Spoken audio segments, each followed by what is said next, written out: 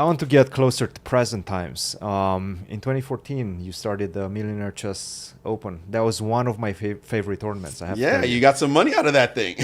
in the last year, when you guys slashed the prize fund by 30% or something like that, I didn't get the full 40K. I got 12K. Not But that bad. started earlier, right? In 2005. That was, Was my. it? That was not that. That was a different But idea. that was the same. Yeah, the start of the idea. And that was like what? The HB Half a Global million? Chess Challenge. $500,000, Yeah, right? it was $500,000. Yeah. I always had the idea to do $1 million tournament. Yeah. But I couldn't get a sponsor to do it in 2000. Before in 2005, we got one to do it for 500,000, and then finally I got a chance to do $1 million. And the watch, right? Yes, the watch. I remember that. I was very jealous when Isoria won and huge prize and a nice watch, and I was a young kid. I was like, this is the dream. Win a tournament like that. I think he sold the watch, is what I heard as a story. He did, yeah. But yeah, I just wanted chess to be big time, you know, and I felt like for myself, because by then I had basically retired from chess. I retired from chess As a player. yeah. Essentially in 2002 when my son was born. And it was just, I was then 36, and it was too hard to be a chess player, chess professional, and I wasn't going to be world champion. I'd become a parent. And my then wife, she wanted to segue into a new career. So I became a full-time dad, right? I was at home with the kids, taking them to school. She was a principal, so she worked a lot of hours. So it was not the lucrative sport that it was going to be for me, but I always had the vision for chess players to be like that. So I had this idea, like, we should have big prizes. Watching basketball players get $1 million contracts, and chess players are fighting it out in the World Open for scraps. That must have been a pretty big moment for you when you made that dream come true in 2014. Absolutely. In 2005 first, it was the first moment, but it wasn't quite that. But in 2014, when it was $1 million tournament, yes, it was a very big dream. It was a dream and it was a nightmare. Yeah. Because it was so much work to be an organizer. And when you're an organizer, it's like being a Twitch streamer. You have to be that thing. You try to do both, and like, no, it's not going to work. But I was an organizer and a coach, making money off being a chess coach at the time, and trying to do those jobs was just thankless. And I wasn't getting paid for it. It was a deal that I had with the sponsor, Amy Lee, that we would be half in on the business. So if we were successful, we'd make money. If we were not, we'd make no money. So I did all that work and didn't make a dime off it. But that tournament completely changed history of chess here in the United States and probably in the world, because Wesley So won that. And he actually said, I got the 100K, and that's when I made the choice to become a chess professional. And he hasn't given me any of that money. I'm just saying. Like, not even a tip. Like, I'm saying, Wesley, seriously. No. Yeah, I think that was a very big deal. It was certainly epic that he won and then Naka won the next year. Yeah. But you're talking about changing history, yeah. That money he got was able to do that for him, and other players did well also. So I think that's special. A good thing. Even for me, I won like 12K, and it still feels very impactful. Well, did you like the tournament? I loved it. It was a kind of... I loved it. It was different. I enjoyed it. It was very different from anything I've played. Because when I played, it was in Vegas. I think the next year it went to Atlantic City, right? Mm-hmm. And, I mean, I had never been to Vegas before.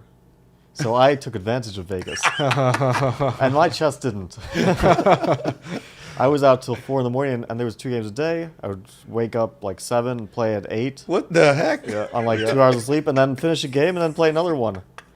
and then continue the routine. And so I didn't make the Final Four. That was the system, right? The Final Four fight for the big prizes. Yep. But we still had to play the final rounds of like the placements for 5th through whatever. There was a lot of money at stake. I was in a room. I played Wesley. The game didn't end up in a database because we weren't on DGT boards. I played Wesley in the final round. We draw a like really complicated game, and it never ended up in a database. And this was to decide like who would get 5th place or whatever. And Kamsky was next to me, and it was kind of funny. All this like star-studded field in this room, while obviously all the action is on the Final Four and who's going to win, and eventually I think Hikaru won, right? Mm-hmm.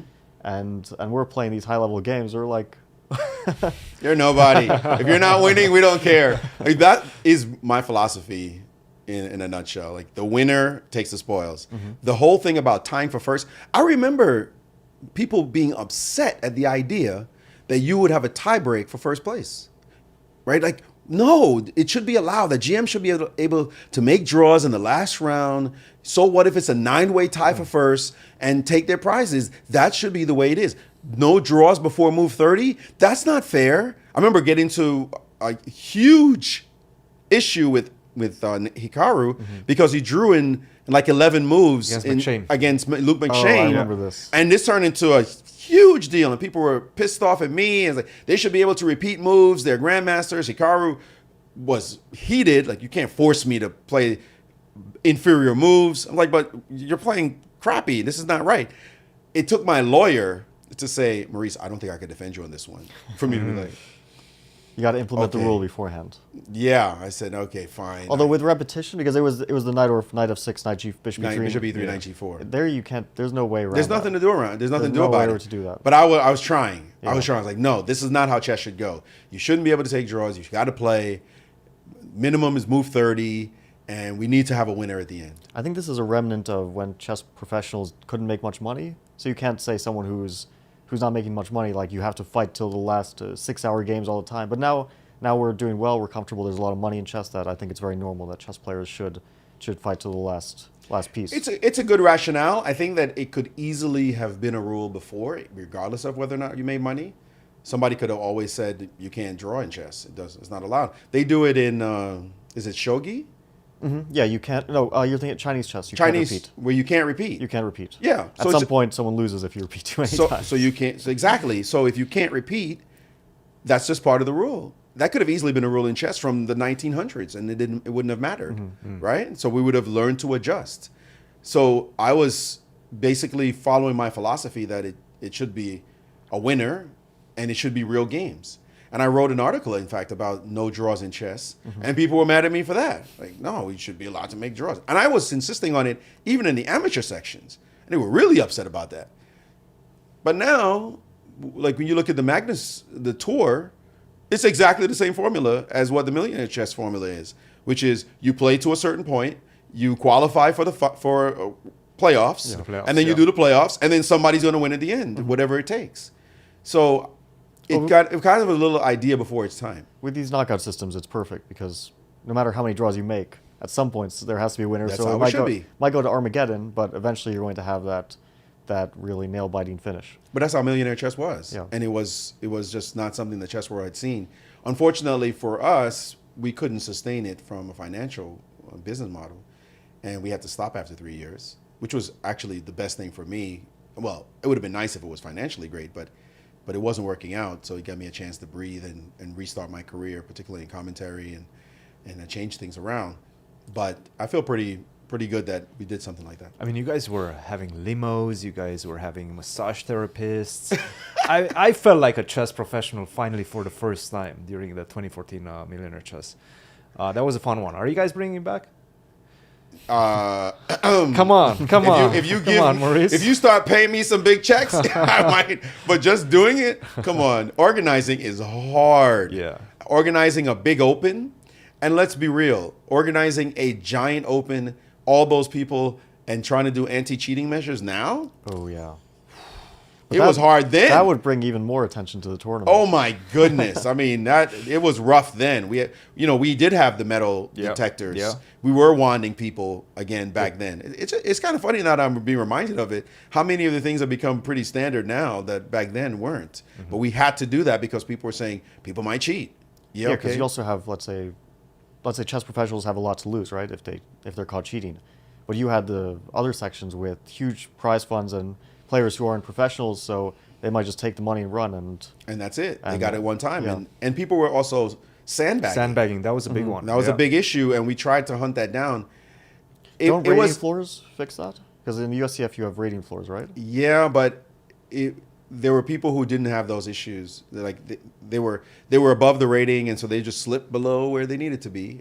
You know, they were supposed to be like 1490 or 1500, and they just casually lose 95 rating points, and suddenly they were at 1380, and now they were favorites to win that section.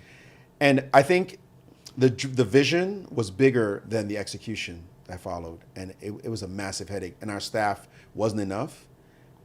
Looking back, I would do it very differently, and one thing I would add is like 10 workers, additional workers, and even more security and more rules, more stringent rules around it. So it really was an idea ahead of its time, and I think we did when I look at it, we did a great job on the face of it and the look of it, making sure the players felt like stars. Oh yeah. But for the concrete details, I would give us, in some places a C, and in some places an F. So it's something I'm really proud of, but we didn't execute at the highest level for everything that we should have for that kind of idea. I mean, I was having those tense draws and then getting massage.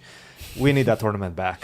If anybody watching this video with deep pockets wants to get Millionaire Chess back, we should. Yeah, Christian, it doesn't take much for massage for them to bring some masseuses to the U.S. Championship. The man made 12 grand and got massages. You're not going to convince him that this isn't a great thing. No, I'm not. I'm just saying you could do it now. We could do it right. Rex could just have it. Wouldn't you like it right now at the U.S. Championship? You finish, you go do the interview, and then you go get a back massage. It's Vegas. It's Vegas. Vegas had a different. It depends who's giving the massage. If it's same- Yasser, I don't know. no massage. And his voice is. Hey, Fabi. I don't want a massage from Yasser. I do not want a massage from Yasser. So what's the plan nowadays? Let's get to present times. You've been taking a year off of commentary. What are you doing in the meantime? Big projects. Tell us about that. So my career really changed dramatically after the Queen's Gambit because a lot of people were interested in chess. Outside of chess, were interested in chess, and particularly corporations. And they wanted to get from someone to talk about chess and its application to business and to life. I don't know much about business, but I know something about chess. And I'm the kind of person who likes to make metaphors easily. You see it in my commentary. And so I talk about it in a way that a general audience understands well.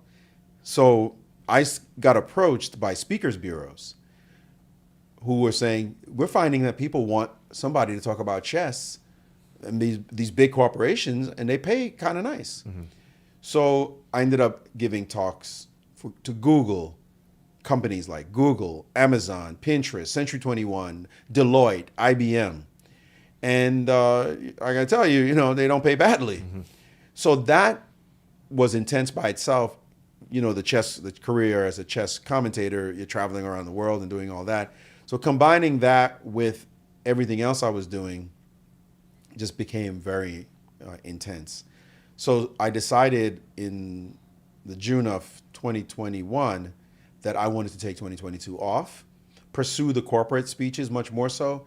And on top of that, I'd always been just casually creating chess studies and had these topics of interest to me, like chess geometry, that were not mainstream topics, but I thought were very important that chess players and chess authors hadn't written about. And so I've collected thousands of examples in databases just sitting there on my computer and saying, one day I'm going to put it out there. I'm going to write some books. One day never came. So finally I said, all right, I'm taking 2022 off. Nobody call me. I'm not doing commentary for anybody. I'm just going to do these initiatives. And that's what stopped me from doing commentary now. But been able to continue the corporate speeches. Finally came out with a course for Chessable, Secrets of Chess Geometry. Wrote a children's book, not chess, but a motivational children's book, a little bit about my life growing up in Brooklyn. Tal features in the story as well. That will be coming out next year. Currently writing a book and about to sign another book deal talking about man versus machine. So it looks like I'm in full content creation mode. Your job in my place right now, it might be safe because I'm not sure I'm gonna come back and do any chess commentary next year. I really don't know what I'm gonna do next year. I made a promise to myself that 2023 is when I'll start thinking about 2023. And until 2022 is over, I'm not gonna do anything but what I'm doing.